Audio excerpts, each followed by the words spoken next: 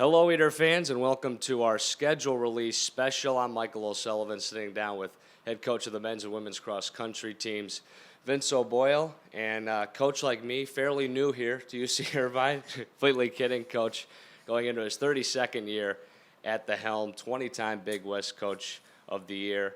And Vince, start things out by looking at the date that I'm sure is an exciting one for you, September 7th. Where it gets going here, the UC Irvine Invitational.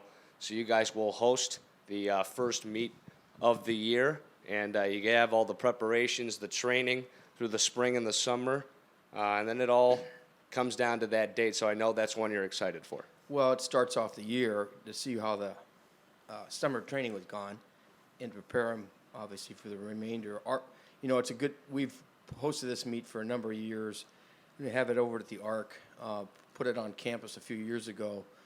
ARC people have been very workable with us, and it's been a good opener for us over the years. So, and we do look forward to it. And so it gives us a chance to see how this training's gone over the summer and debut our team here.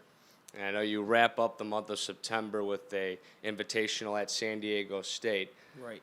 And then looking ahead to October, a big month for your team, needless to say, and it kicks off with the Hornet Jamboree up in Sacramento, and I know that's a big invitational for your teams. The Hornet one up at Sacramento State is the main reason, well, one of the biggest reasons is they've put together a cross-country course on a public golf course. The city is behind it. The Sports Foundation is behind it to try to bring the NCAA championships there eventually. And so the staff at Sacramento State designed this cross-country course, and so they're opening it up with a preview meet of the course and to kind of run through, and then later in mid-November we go back up there for the regional meet. So it gives us a good opportunity to see where we are. There'll be a number of schools that are really publicizing it, trying to get schools from out of the region as well. So it'll be I'm kind of looking forward to this because it's a new course, it's a new challenge for us, a new challenge for everybody. So it'll be kind of fun to see where we're at.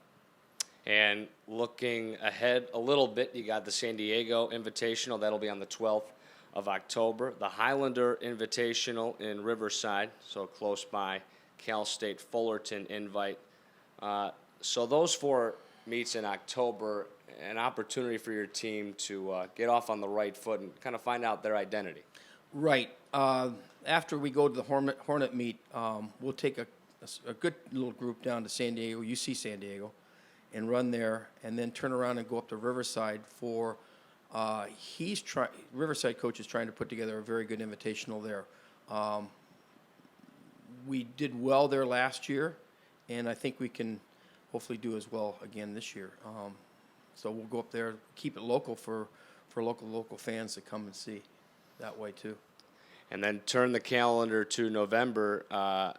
Races get awfully serious then. The Big West Championships. The men's squad last year placed third in the Big West Championships in 2012. Your best finish there in 6 years. The women in sixth place.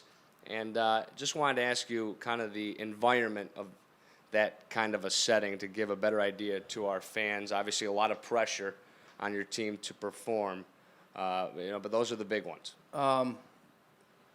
Big West is a meet that there's two meets other than our own invitational, and I mentioned a little bit about the Hornet one, but is the Big West Championships and the regional meets. Those are the meets I've always talked to the teams about and preparing for. We've been obviously successful in the championship settings at the Big West for numbers of years.